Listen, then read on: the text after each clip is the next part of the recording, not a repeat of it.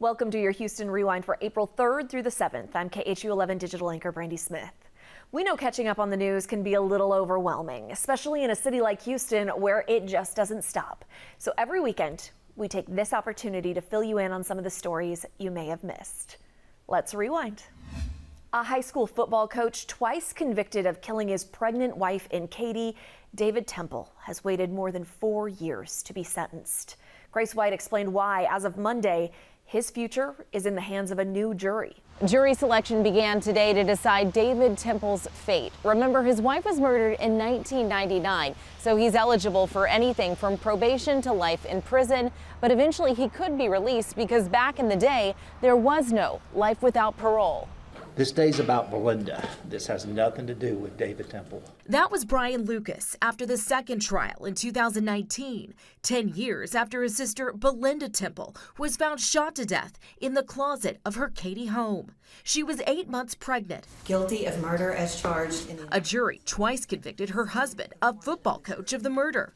Prosecutors said he was having an affair at the time and later married his mistress, but she filed for divorce as the second murder trial began. You see this on TV and you think, oh, this had never happened to you. Well, till you go through it, you don't know what it's like. Temple's first conviction was tossed out because of prosecutorial misconduct. Even though he was convicted again, the jury couldn't agree on his sentence. 10 jurors in the retrial wanted life. For whatever reason, 2 jurors held out. And that brings us to where we are right now. Andy Kahn, who has been by the family's side since the beginning, says they've seen delay after delay, made worse by the pandemic. It's going to be interesting to see how the state presents a case in a sped-up fashion to a jury to get them up to speed, and they ultimately will determine the sentencing on David Temple.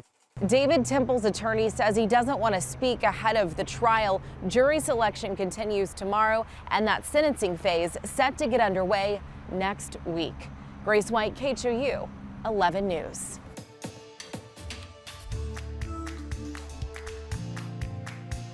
The Texas Education Agency faced more backlash over its takeover of Houston ISD.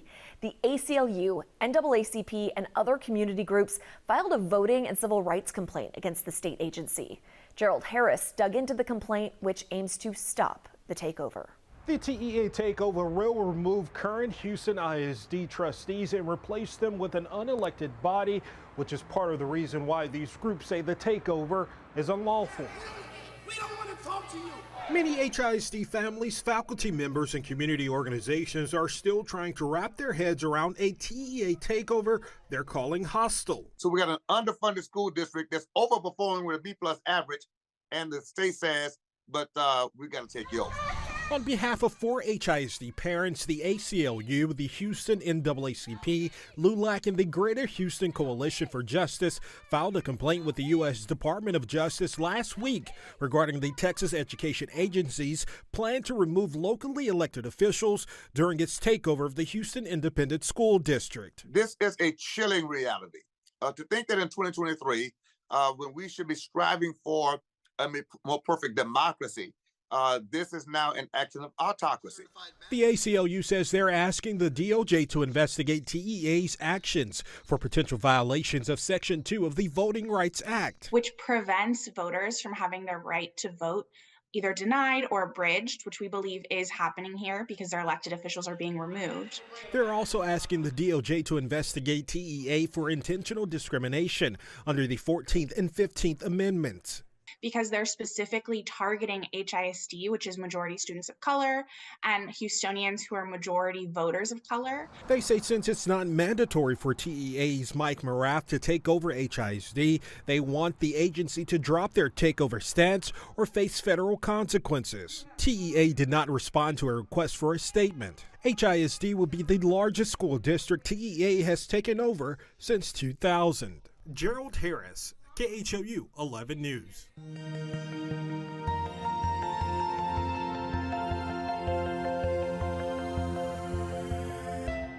Humans haven't been to the moon in a half century, but Monday we learned who will be the first to return. NASA named its history-making crew for the Artemis II mission right here in Houston. Jason Miles shared details from Johnson Space Center. 3 Americans and a Canadian make up the Artemis II crew set to blast off for their mission around the moon next year. Inside a big hangar at Ellington Airport, our destiny is always to go and see what's further and what's next. NASA revealed some very big news. Christina Hammett-Koch. The 4-person crew, Jeremy Hansen, of Artemis II, Victor Glover, set to fly around the moon, Reed Wiseman, before returning to Earth. You are the right crew for this mission. You are the future of Artemis, and it looks bright with you at the controls. Artemis II follows the uncrewed Artemis I mission around the moon last year and will be followed by a mission to return astronauts to the moon's surface for the first time since the Apollo era. This mission will demonstrate the Orion spacecraft's ability to transport people safely. It is the next step on the journey that gets humanity to Mars. Pilot Victor Glover is the first person of color selected for a moon mission, while crewmate Christina Koch is the first woman. It will be a 4-day journey going 250,000 miles. It's a mission NASA's administrator says will be a testament to the unwavering passion of an international team. Together we are going to the moon, to Mars, and beyond. To the moon. For all humanity. We are Artemis. Pushing the bounds of human achievement. I actually got a one-on-one interview with Artemis II pilot Victor Glover. Here's something from that coming up tonight at 6 o'clock. Meanwhile, find out a lot more about the mission on KHOU.com. At Johnson Space Center, Jason Miles, KHOU 11 News.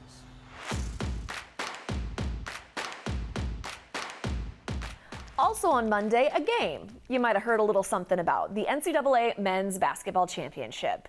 UConn won its 5th national title at NRG Stadium.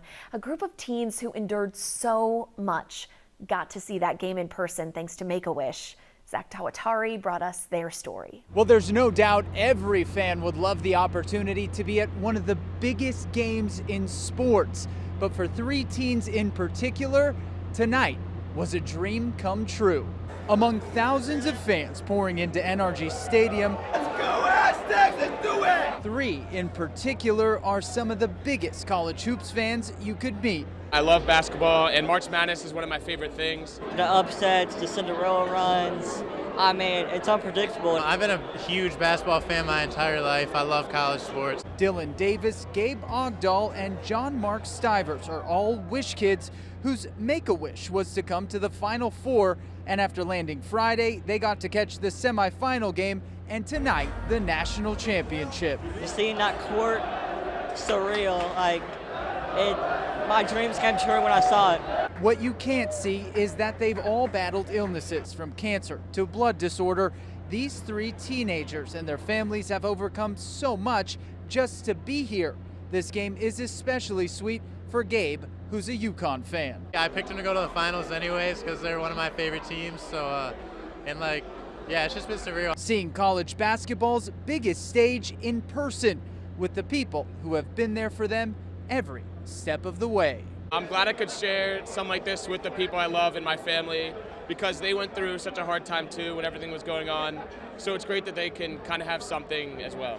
And the guys tell me among their favorite things to do in Houston, all of the great restaurants, and of course, attending an Astros game. At NRG Stadium, Zach Tawatari, KHOU 11 News. If you want to relive any of the drama of the Final Four or dig into the impact it had on Houston as the host city, KHOU 11 has you covered. Just go to khou.com/Final4 or look for this playlist on our KHOU 11 YouTube channel. A frustrated father reached out to KHOU 11 after his daughter kept getting home from school hours after class let out. And it was all because she was waiting on her bus, sometimes for more than 2 hours. Janelle Bluda talked to Dad about his concerns and got answers from the district on Tuesday. With his daughter, a freshman at Fulshire High School, Trey Giglio says he's constantly getting messages like this. They just got us at 5:37. Saying she gets out of class at 3:40 but is usually still waiting for the bus to pick her up an hour later. The inconsistency is the biggest issue right now.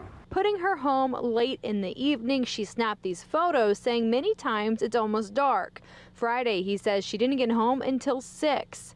It's 4:45 and I'm getting on the bus now. Today, she was home at 5:15. She says that's earlier than usual. Dad says this can't go on. Her time is spent between school and homework and nothing else in the extra.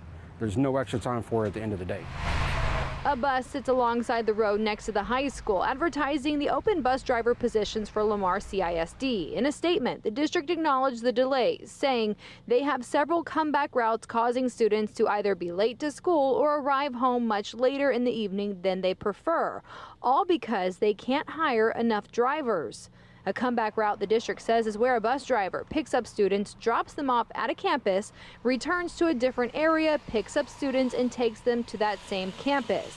But the district says they have a solution which will take effect next school year with new school hours, saying they are moving from a 2-tiered system to a 4-tiered system, which increases the number of routes per driver. The district says this will allow the same number of drivers to transport twice the number of students. Giglio says a fix can't come soon enough.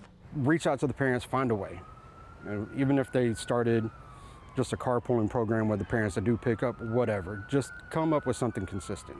We have a full breakdown on the district's new tier system on our website, khou.com. I also had a chance to speak with Trey's daughter. She tells me she's not sure the new system will change anything for her, saying she would also like the district to put more effort into hiring more drivers, maybe even increasing incentives.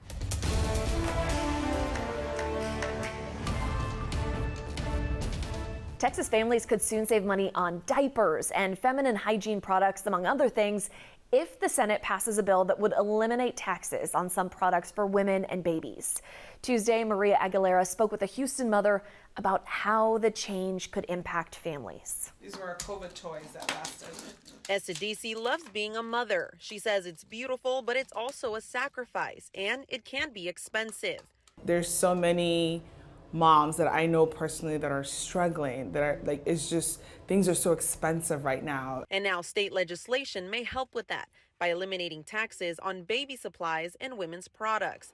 That's what House Bill 300 aims to do. If I would have had this, it would have saved thousands of dollars. The proposal was filed by State Representative Donna Howard.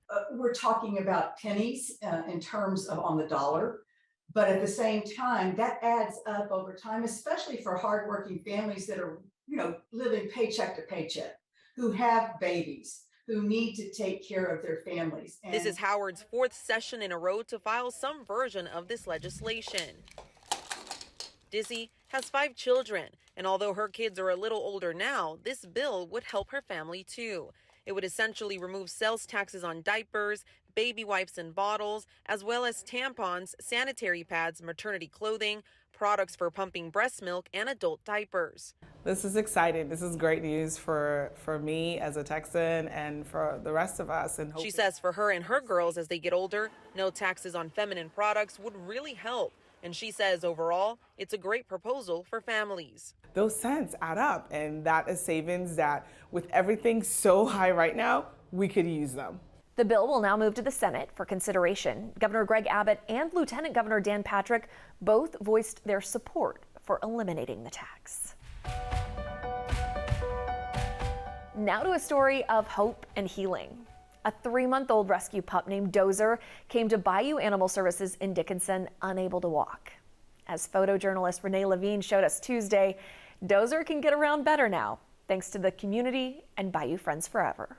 There was a lady who came in and said that she had a dog that she needed to surrender. I'll get ahead of you. Here. We went out to the car and she had brought him out, and when she put him to the ground, we immediately noticed that he could not walk or stand at all on his own. Dozer came to us. He is about a 3-month-old puppy. He couldn't even keep his head up off the ground. When he would try to pick his head up, it would just flop straight back to the ground, and it was hitting pretty hard. He could not control his body movements at all. He is able to place his feet in the right places, but he's not able to support his weight yet. So we actually kind of just carried him throughout the shelter. We haven't been able to determine a cause for what's happening with him. Ready for him? Yeah, I'm ready for him. Okay, so head goes this way. Yep, and we got to get 2 back legs through there and 2 front legs through here. So, I know, buddy. Hold on. I know. Hi, buddy. So the support that we got from the community and our nonprofit board that fundraises for us, Bayou Friends Forever, we were able to purchase this little guy his wheelchair. His initial reaction was something was getting him. He was trying to get away from it. He tried to take off running a couple of times, and then he kind of started slowing down a little bit and figuring out that it wasn't hurting. Come here, buddy. I think hopefully that he understands that it's trying to help him. He's learning, and he is definitely getting better with that. Oh, he'll be probably running all over the place, tearing things up pretty soon. That harness is definitely going to be the difference. All right, bud. Young people in Houston and across the country are taking a stand against gun violence. On Wednesday, they staged a nationwide walkout. Gerald Harris found out what students are demanding from lawmakers. In the wake of mounting mass shootings at schools for many students across Texas, it fuels anxiety. There will be things like we'll go down on lockdown and we'll be like, great, are we getting shot up again? Like, is this going to happen again? The renewed outcry over guns and mass school shootings are stemming from protests at the Tennessee state capitol, where for days young people have asked legislators to respond to the recent school shooting at a private school with more than just words. Denying that type of situation when our children are bleeding in schools is inexcusable. That's not something that we can sit back at and do nothing. Harris County Judge Lena Hidalgo is also highlighting the effects of gun violence on the youth. In 2021, 50 children in Harris County died because of gun violence. That's the size of 2 elementary school classrooms. Between 2016 and 2021, firearm-related deaths increased among youth in Harris County by 37%. We're doing everything we can, but we can't control the lax laws and lack of action at the state level. Students who walked out are demanding Texas lawmakers take action. And we're here to let ourselves be heard in a way that we haven't been heard before, specifically by our legislators who have continued to fail us again and again. The students want action on red flag laws, background checks, and to raise the minimum age to purchase AR-15 style rifles to 21. A giant sinkhole in Liberty County that had been dormant for years is once again swallowing land around it in the small town of Daisetta. The town of about 900 people sits on top of a salt dome. Wednesday, Jason Miles caught up with multiple agencies trying to figure out what got it growing again. Waiting and watching. That's what most folks are doing when it comes to the sinkhole, which has now swallowed part of that shed behind me. The official opening of this brand new store would normally be the big news today in Little Daisetta, but the sinkhole just a few hundred feet away is getting the bulk of everyone's attention. I have been praying for the town every day, every time I pass through here. This is video from 2008 after the Daisetta sinkhole grew to some 900 feet wide and 200 feet deep. Now take a look at aerials from this week and that new section of sinkhole just beyond a tree line, which swallowed part of a vacant building and a number of storage tanks. Sunday or Monday it woke up, so you know it's going to be what it's going to be. I mean, what do you hope? That it goes back to sleep. A county official tells me there was some expansion since yesterday, and now the EPA, TCEQ, and other agencies continue to help gauge the sinkhole's growth and presumably determine if those tanks contain any hazardous materials. First glance, it looks like it's reactivating a little bit. UH professor and licensed geologist Dr. Don Van Nieuwenhuis responded to the 2008 sinkhole on the site of a now shuttered oil and gas waste well facility, which, like all of Daisetta, sits atop a salt dome. And what happens with these things is sometimes nothing happens for a long time, and then a big cavity forms. And once the cavity gets big enough, it becomes weak enough and it can't support the substrate or sediment above it. He believes ground-penetrating radar might be able to help investigators detect any new fractures that hopefully will not grow any further. We know God is able to do anything, and so that's what I'm praying. I heard back from the EPA late this afternoon. It confirms it is on the scene here, conducting, among other things, sampling in the area. It is also in touch with the local community, but again, so far, no word of any evacuations. In Daisetta, Jason Miles, KHOU 11 News. Houston pulled out all the stops to welcome visitors from coast to coast during the Final Four, Fan Fest, the March Madness Music Festival, and of course, the championship game. So it ticked a few people off when, after his team won it all, Connecticut's governor complained about downtown, calling it butt ugly. Janelle Bluda got reaction on Wednesday. Coming off an already incredibly busy year, the city of Houston has a lot to celebrate, from hosting millions at the Houston Rodeo to thousands at opening day for the world champion Astros. Now coming off a weekend full of Final Four frenzy. And you're certainly not going to, throw shade in the city of Houston, and we're not going to respond. After such a successful competition, it came as a surprise to many of us when we heard this comment from Connecticut Governor Ned Lamont, whose team just won that championship. You walk around downtown Houston, which is butt ugly. It's not much there, except for all the guys. You know that's going to be tweeted. Houston, we have a problem. I said, oh no, hell no. And yeah, I'd say we have a problem. That comment has many here fired up and firing back, ready to tell Governor Lamont why he's wrong, starting with Mayor Turner. We're not going to feed you, dine you, host you, house you, and you're going to go back and talk about butt ugly? Which end was he looking from? And he's not the only one ticked off. The governor's comments lacked class, lacked integrity, and were insulted by them. So is Bishop James Dixon, chairman of NRG Park. I think the governor should say, I'm sorry, I looked at a corner and thought I was looking at Houston. Online, too, lots of backlash. County Judge Lena Hidalgo inviting Governor Lamont back for a second look. Fire Chief Sam Pena saying thanks for keeping it classy. Even Speaker of the Texas House Dade Phelan says we should buy Connecticut and turn it into a rodeo parking lot.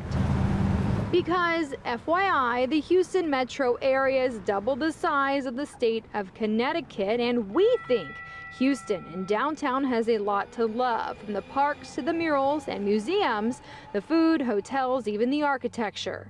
And then we're working every single day to make it even more attractive. In beautiful downtown Houston, Janelle Bluda, KHOU 11 News. Well, Mayor Turner ended up talking to Governor Lamont, calling it a, quote, good conversation. The governor apologized, and Mayor Turner said he accepted the apology and congratulated the governor's Huskies for winning the NCAA championship.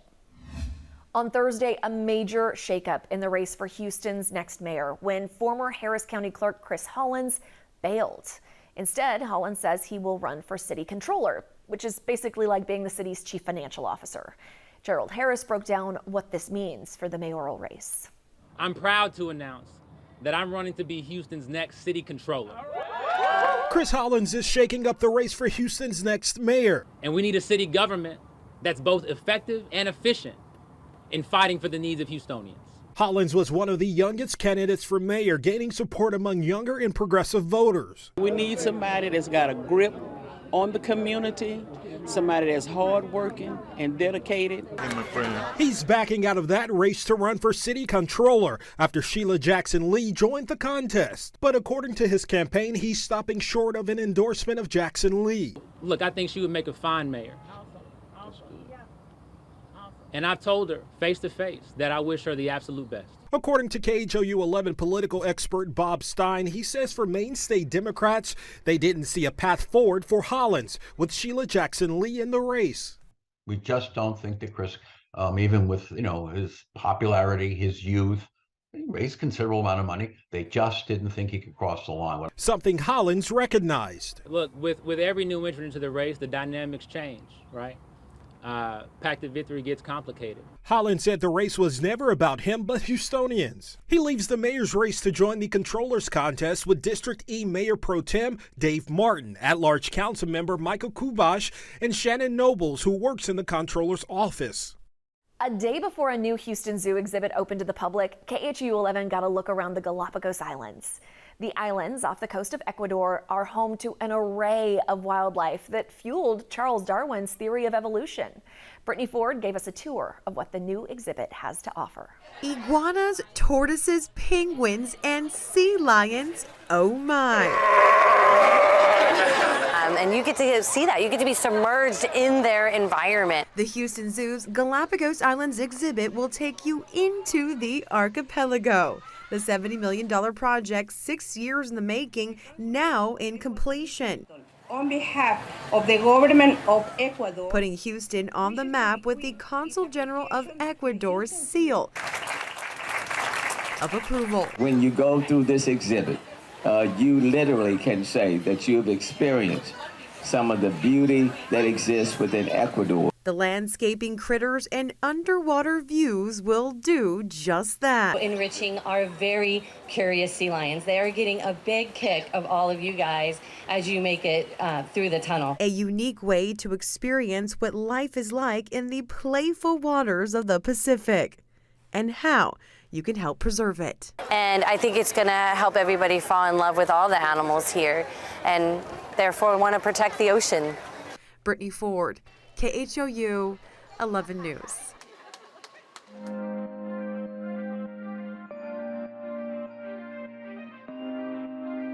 The Houston area is full of beautiful and unique places, and the city's East End has seen a lot of changes over the past few years. One developer wanted to preserve history while offering something new. Shop, eat, work. At Ironworks, you can do it all. It's unique in that you have different little businesses. The project is the brainchild of developer Andrew Caldis. I'm really proud of this project. I've been doing this for 28 years in Houston. I started out in Montrose area, downtown, Midtown, and been over on the east side for about 7 years. That's where he discovered the old Cameron Ironworks building. This one is real special because it's really a historic landmark. The first part of which was built in the 1920s. It does have a lot of history. That to me makes it even more exciting.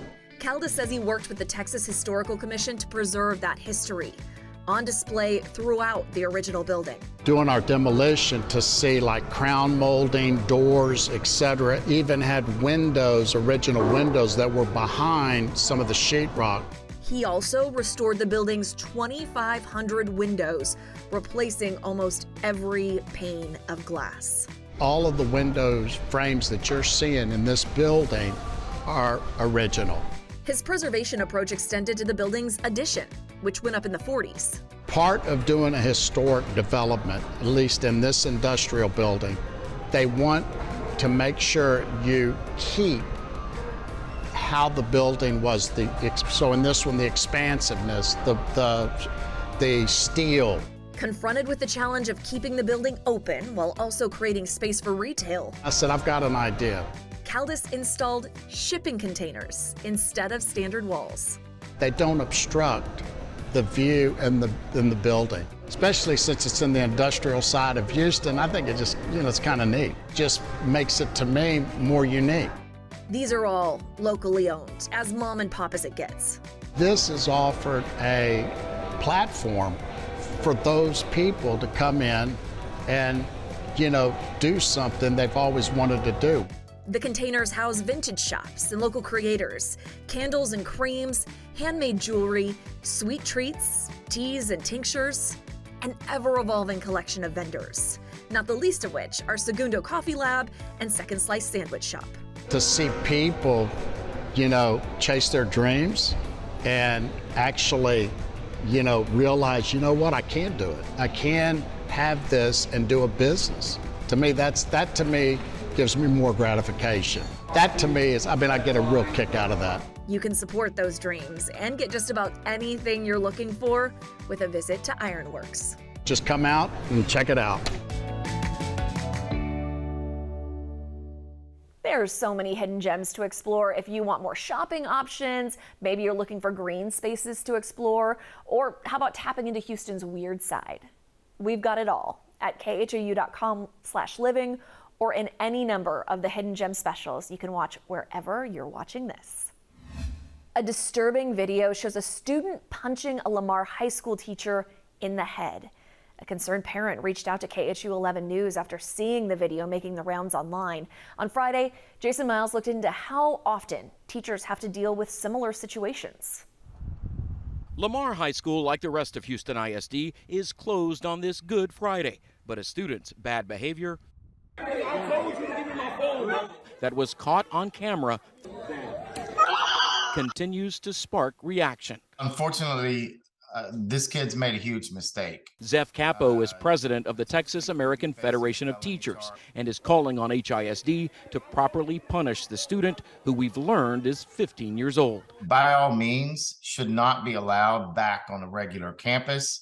This is not something that needs to be tolerated. Capo and other educators don't believe there could have been anything that warranted that kind of reaction, much less the teacher confiscating a phone, which is allowed under certain circumstances in HISD schools. Unfortunately, we see too much of this. We see too much of this happening towards our teachers and towards our school employees. KHOU recently dug up data on reported assaults against school employees in the Houston area's largest districts. This spreadsheet shows nearly 1,200 assaults over the last 5 years, according to TEA discipline reports. I've certainly experienced angry reactions. I've certainly experienced students throwing desks across the room. But Capo says he's never been struck by a student, even while working in an alternative school, and commends this teacher for not fighting back. Which is all the more reason I hope that this teacher is supported, that the principal does what they need to do, that the school district follows the law.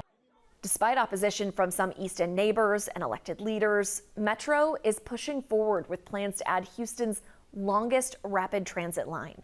Anayeli Ruiz took a closer look at the proposed university corridor. Man, it doesn't need to be this hard. So one thing that I would implore this board to think about is the level and the process of community engagement. Many residents in the East End found out just in March that Metro was to build an overpass for rapid buses only as part of the 25-mile Rapid University Corridor project. This to bypass the trains here on Lockwood Street near Harrisburg. This is the most historic Latino Spanish-speaking neighborhood in the city, and it's about to be split in two. But after much opposition from the community, they scratched that plan and decided instead to build an underpass at Lockwood and Harrisburg, a route many feel is not best. It's not good. It does divide a community, and it's still divided in some respects because the project comes through. They asked the Metro board to delay the vote on the route, but Metro kept pushing on an April 30th deadline they needed to meet to get the funds from the feds. Congresswoman Sylvia Garcia found out that wasn't the case. Much to my surprise, I was told that there was no deadline, that what was in place was an internal deadline. The Congresswoman says the real federal deadline is in September, but Metro says they need the next few months to prepare their engineering work and application to the feds. If we continue to delay the LPA process, the project drops down on their radar. After opposition even from several of its own board members, Metro had just enough votes to pass the route, and they'll move forward with the plan for the underpass. But the chair vouched to backtrack if they find any alternate solutions. You have our commitment, Congressman, that if we are able to find a solution that works, we will work on that. Hope that helped you catch up on this past week and you're ready for the next one. Remember, you can tune into KHU 11 on air, online via KHU.com and YouTube, as well as by using our KHU 11 Plus app on Roku and Fire TV. Have a great week.